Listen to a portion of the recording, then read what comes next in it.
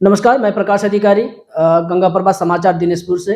और आज हम बात करेंगे बंगीय समाज में जो सामाजिक और सांस्कृतिक उत्थान और कुछ जिसका समाधान या संवर्धन होना चाहिए था वो नहीं हुआ है, उस पर आज विस्तृत बातचीत करेंगे।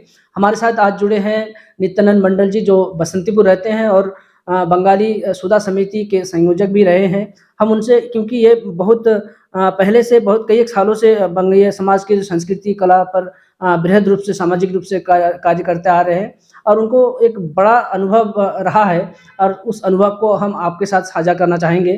तो नित्यानंद मंडल जी, आपका स्वागत है गंगा पर्वत समाचार में। तो आज हम ये बात करेंगे कि जो बंगाली कला और संस्कृति का जो उत्थान होना चाहिए था, उस प्रगति में नहीं हो पाया। तो एक भूमिका ये बाँधनी होगी कि 2001 में जब 20 सितंबर को बंगाली की एक बहुत बड़ी जन आंदोलन दिनाजपुर, शक्तिपुरम और रुद्रपुर से हुई थी। वो एक बहुत बड़े मुद्दे थे, जिस मुद्दे को लेकर सब एकजुट हुए थे। उसके बाद इन लोगों ने ये समझा कि जो बंगीय समाज की जो सांस्कृतिक और कला की जो उत्थान होना चाहिए, उसके उस पर हमें एक प्रयास करना चाहिए, एक नया प्रयोग करना चाहिए। उन्होंने शुरुआत भी की थी। इन्होंने 2004 के लगभग इन्होंने बंगाली महोत्सव के नाम से एक प्रदर्शनी का कार्यक्रम वर्ष दर वर्ष कई एक वर्ष इन्होंने शुरू की थी। तो आज जो चीज़ें भंग हो गई है, आज नहीं हो पा रही है, तो उसके पीछे क्या कारण रहे हैं, उस पर आज विस्तृत बातचीत हम आज करेंगे। तो नित्यानंद मंडल जी, आप हमें ये बताइए कि जो बंगीय समाज जो दिनाजपुर क्षेत्र में रह रहे हैं, उत्तराखंड और उधम सिंह जिले में, तो इनकी एक बंगीय जो कला संस्कृति है, उसको लेकर एक बड़ी उत्थान और आज जितने भी मंच हैं, सारे मंचों से विलुप्त सा दिखाई दे रहा है। तो उसका क्या कारण रहा है? पहले तो मैं आपके चैनल को अपनी ओर से और दर्शकों को नमस्कार कहना चाहूँगा।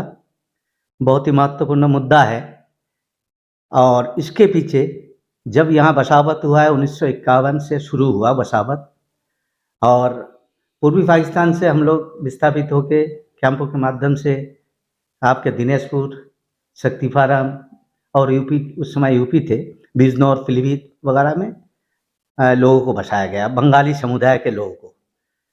और एक चीज़ ये रहा उस समय जब हमारे लोग आए थे, हमारे बुजुर्ग लोग, हमारे बाप दादा, तो वो तो जो संस्कृति को लेके यहाँ पहुँचे थे, कुछ सालों तक उन्होंने अपने जो कल्चर है, क्योंकि हमारी पहचान, हमारी संस्कृति, ये एक सबके लिए ही ज़रूरी है।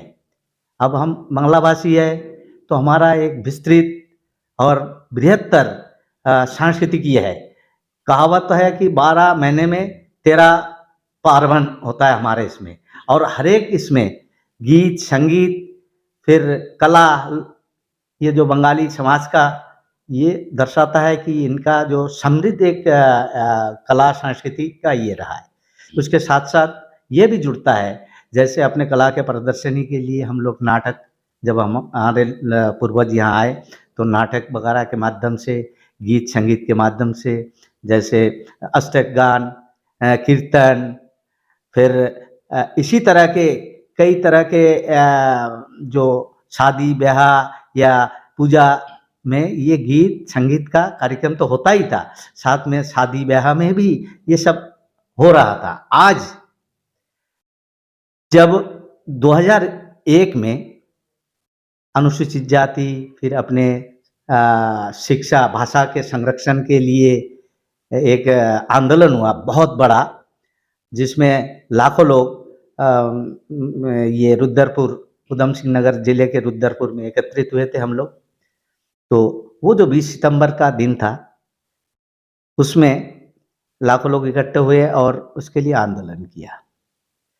फिर हमारा 10-12 जो हम लड़के थे, हमने मिलके एक हमारा समिति था, बंगीय संस्कृति सुधा समिति, जिसमें पहले इसमें मैं अध्यक्ष था और दीप्ति सुंदर मल्लिक हुआ, सुबल विश्वास हुआ, आपके भवेश चटर्जी है, और आपके डॉक्टर जगदीश नरेश राय, फिर मनोरंजन बछाड़, इधर आपके दीपक चक्रवर्ती, ये और भी लोग थे, ये सब विजय बछाड़, ये सब मिलके हम लोगों ने एक समिति का गठन किया था। और पहला हमारा कार्यक्रम होता था रविंद्र जयंती जी। और जो विश्व में रविंद्र संगीत एक हमारा जो बंगीय संस्कृति का एक ये झलक ये दिखाता है कि हाँ, कितना ये बृहत्तर था और कितना उत्कृष्ट था। उसके बाद हम लोग बैठे कि 20 सितंबर को हम कैसे जीवित रखें, या उस समय जो हमारा आंदोलन हुआ था, जब तो ये जो बृहत्तर आंदोलन था, उसको बनाए रखने के लिए हम क्या कर सकते हैं? तो सभी साथियों ने मिलकर एक सजेशन आया कि हम लोग बंगाली जो संस्कृति है, लोक कला है, इसके ऊपर एक दिन का कार्यक्रम हम करेंगे। जी। तो उसमें ये हुआ कि उस समय जो ये बंगाली लोक संस्कृति आंदोलन में मुख्य भूमिका में जो लोग थे, जैसे छात्र युवा संगठन में ये रवि सरकार जी यहाँ से प्रतिनिधित्व कर रहे थे। इसी ढंग से अलग-अलग जगह से, तो पहला जो लोक उत्सव हमने 2004 से शुरू किया, उसमें हमारे जो विधा है लोक संस्कृति के, एक तो भाषान गान, कीर्तन, अष्टक गान, फिर जैसे हमारे बंगालियों के वाद्य यंत्र प्रदर्शनी, फिर पूजा जैसे लक्ष्मी पूजन, सरस्वती पूजन, और ये सब चीज़ों का, और हाथ से बना हुआ हस्तशिल्पी जो भी इसका एक प्रदर्शनी लगा, और हजारों लोग उस समय चित्तरंजन राहा जी पूर्व चेयरमैन, फिर आपके गोपाल महाराज जी भी जीवित थे, फिर हमारे क्या कहते हैं सत्संग के भी जो बरेली से उनको बुलाया गया था, फिर ये आपके कृष्णानंद ये जो महाराज जिनका आश्रम है, उनको भी बुलाया गया, और हजारों लोग सुबह 9-10 बजे से लेकर शाम के 5 बजे तक बृहत्तर पे कार्यक्रम जो अपने संस्कृति से जुड़ा हुआ था। ये लगातार मतलब कितने सालों तक जी? ये हमने 2009 तक, यानी 2004 से 2009 तक? 9 तक ये रेगुलर चलता रहा।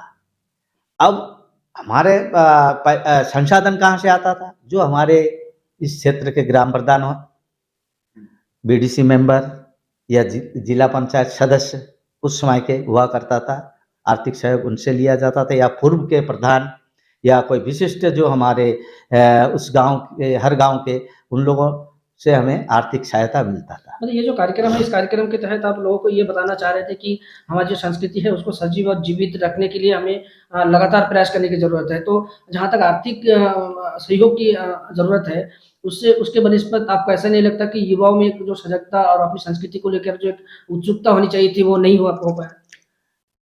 उस समय तक तो सही था, क्योंकि हमारी संस्कृति हमारी पहचान है।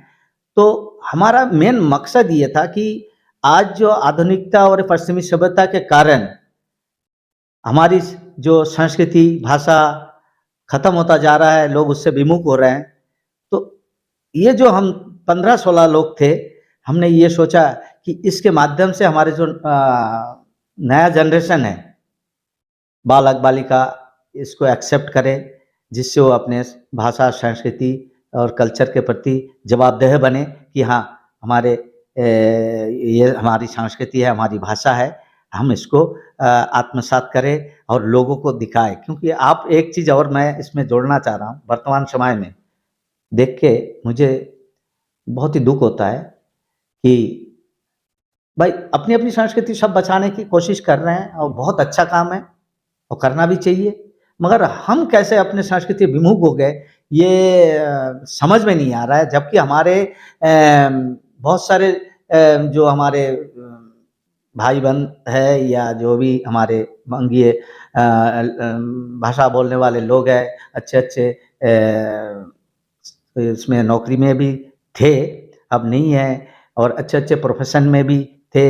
मगर उसके बावजूद भी हम कैसे मतलब ये हो गए हैं कि अपने भाषा को छोड़ के अपने संस्कृति की ओर से विमुख होते जा रहे हैं।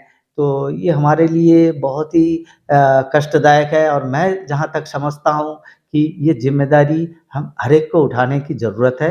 जैसे अभी तत्कालीन बंगाली समाज की कई एक जो जनप्रतिनिधि है, उनको राजनीतिक तौर पर प्रतिनिधित्व भी मिला है अभी भी। और जैसे जो मतों की अगर बात करें, धार्मिक क्षेत्र की बात करें, तो उसमें मतुआ संघ है, अलग-अलग जो जिस मतों की आप अभी नाम ले रहे थे, तो उनका क्या दायित्व नहीं होता कि मतलब जो हमारी संस्कृति और कला के बारे में लोगों को जागरूक करे, इसके प्रति उत्सुकता बढ़ाए और एक रुचि पैदा करे, ताकि सब एकजुट होके इस कार्यक्रम को लगातार निरंतरता दे सकें? ना होना तो चाहिए था और होना भी चाहिए, मगर समझ में नहीं आता है क्यों हम अपने संस्कृति से दूर भाग रहे हैं और दूसरे की संस्कृति को एक्सेप्ट कर रहे हैं या दूसरे कल्चर को। मुझे उससे कोई ये नहीं है, क्योंकि वही आदमी सफल है और आगे बढ़ता है जो दूसरे के जो अच्छे चीज़ को भी ग्रहण करे, अपने चीज़ को बचा के दूसरे के अच्छे चीज़ को ग्रहण करे, उससे कोई ये नहीं है। मगर हमें ये लगा कि 2009 के बाद जो हमारा टीम था, हम लोग उस ढंग से आगे नहीं बढ़ पाए। तो ये जैसे मान लीजिए कि जो पूरे समुदाय की अगर बात हम यहाँ बैठकर कर रहे हैं, तो ये पूरे समुदाय को हम दोषारोपण नहीं कर रहे हैं। हम ये चाह रहे हैं कि आखिर जो कार्यक्रम होते थे, जो प्रदर्शनी वगैरह हुआ करता था, उसको बंद होने की जो पीछे का जो कारण है, उसको हम जानना चाह रहे हैं और आगे ऐसी क्या स्थिति हो सकती है कि हम फिर से इसको जो पुनर्जागरण कर सकें और हम अपनी कला संस्कृति को मंच तक ले आ सकें, क्योंकि उत्तराखंड एक ऐसा राज्य है जहाँ पर कई एक समुदाय के लोग अपने-अपने कला और कल्चरों को लेकर चल रहे हैं और उनका प्रतिवर्ष और उनके जितने भी कार्यक्रम हैं, वो मंच तक आते हैं, लोगों तक आते हैं और एकजुटता भी उससे बनी रहती है। जिससे मुझे ये लगता है कि हमारा जो बंगीय समाज है, उससे थोड़ा-सा उदासीन भी है और उदासीन का कारण से कुछ पीछे रहने का शायद मुद्दा है। तो इस पर हम बात करेंगे नित्यानंद मंडल जी से कि ऐसा क्या कारण हो सकता है कि हम फिर से एकजुट हो जाएँ और ऐसे जो सकारात्मक हो सके, जो एक पहल हो सके, जो सभी अपने स्तर से आके सहयोग करें और इस काम को पुनः शुरू करें? इसके लिए बहुत ज़रूरी है कि पहले हम आपसी संवाद का एक ऐसा मंच तैयार करें, जिसमें हम ईमानदारी से, चाहे हम किसी भी राजनीतिक इससे जुड़े हुए हैं, उससे हमें कोई मतलब नहीं है। हम अपनी भाषा, अपने संस्कृति, अपनी कल्चर से मतलब है और जो प्रबुद्ध जन है हमारे, ये सब मिलके, बैठ के तय करना चाहिए कि और लोग जब कर पा रहे हैं, तो हम इतने लाखों के तादाद में हैं इस क्षेत्र में और हम अपनी संस्कृति के लिए उदासीन क्यों हैं? तो इसके लिए एक पहल शुरू करना पड़ेगा और जो भी है, मैं तो यही कहूँगा कि दोषारोपण क्या किसको क्या दे, मैं भी जब इस समाज से हूँ और मैं नहीं कर रहा हूँ, कर पा रहा हूँ, तो मैं भी जिम्मेदार हूँ। मगर जो लोग वाकई में इस समाज के प्रति जिम्मेदार हैं, बंगीय समाज के प्रति, उन लोगों को पहल करना चाहिए कि हम फिर दोबारा फिर से नए ढंग से फिर चालू करें, जिसमें हमारा भाषा संस्कृति के लिए लड़ाई तो जितने बार सरकार आया है, कोई भी सरकार रहा है, अरे भाई आपके तो बांग्ला भाषा आपके प्राइमरी स्तर से लागू हो जाएगा, जूनियर से लागू कर रहे हैं, ये वो। मगर पता नहीं, ये एक चुनावी ये है, फिर हो नहीं रहा है, तो इसको भी त्रिस्तरीय जो भाषा प्रणाली है, उसके हिसाब से ये देना ज़रूरी है, क्योंकि भाषा जब आप जानोगे, तो आप अपने संस्कृति को भी जानने के लिए एक बार सोचो कि यार मैं इतना बढ़िया भाषा है। एक बात और आपको बताऊँ, पूरे विश्व में 7वें स्थान पे है बांग्ला भाषा, पूरे विश्व में। बांग्ला भाषा की जो बांग्ला भाषा और संस्कृति की अगर बात करें, तो इसमें सबसे तकनीकी कमी मुझे ये दिखाई देती है कि भाषा का उस तरीके से संवर्धन ना होना और इस विद्यालयों में पढ़ाया ना जाना। तो राजनीति क्षेत्र में अलग-अलग हमारे बंगीय समाज के अलग-अलग लोग अलग-अलग राजनीति क्षेत्र में कार्य कर रहे हैं। उनकी एक ये ज़िम्मेदारी होती है कि जो भी सरकार में हो, उस पर अपनी भाषा को लेकर के जो तकनीकी तौर पर स्कूलों में पढ़ाए जाने की व्यवस्था करने की कुछ संस्थाओं ने प्रयास भी किया है और उस प्रयास आज तक मुझे लग रहा है कि सफल नहीं हो पा रहा है। चाहे वो कमी कहीं भी रही हो। तो नित्यानंद मंडल जी बहुत लंबे समय से सामाजिक कार्य से जुड़े हुए हैं, इनसे बहुत कुछ हमें सीखने को मिलता है। तो अगर रंगमंच की बात करें, तो रंगमंच में बंगला जो यात्रा है, उस पर भी कुछ लोग बुनियादी तौर पर कार्य कर रहे हैं, जैसे हिमांशु सरकार, रवि सरकार, नित्यानंद मंडल जी भी इसमें हैं। तो ये इन लोगों का प्रयास अभी भी लगातार जारी है। हम थोड़ा-सा ये प्रयास करना चाह रहे हैं कि हमारी जो बंगीय समाज में जो कला संस्कृति है, उसको जैसे आज हमारे पास बहुत अच्छी सुविधा है सोशल मीडिया के ज़रिए, उसको हम आम लोगों तक, युवाओं तक पहुँचा सकें, एक रुचि पैदा कर सकें, ताकि जो बंगीय समाज की अलग-अलग जो विधा है, उससे लोग परिचित हो जानें और एक साथ जुड़ने का प्रयास करें। तो आज हम ये बात यहीं पर समाप्त कर रहे हैं। किसी दूसरे मुद्दे पर फिर कभी आपसे एक नई बातचीत होगी और नई बातचीत आपके साथ साझा करेंगे। नमस्कार, मैं प्रकाश अधिकारी दिनेशपुर से। धन्यवाद।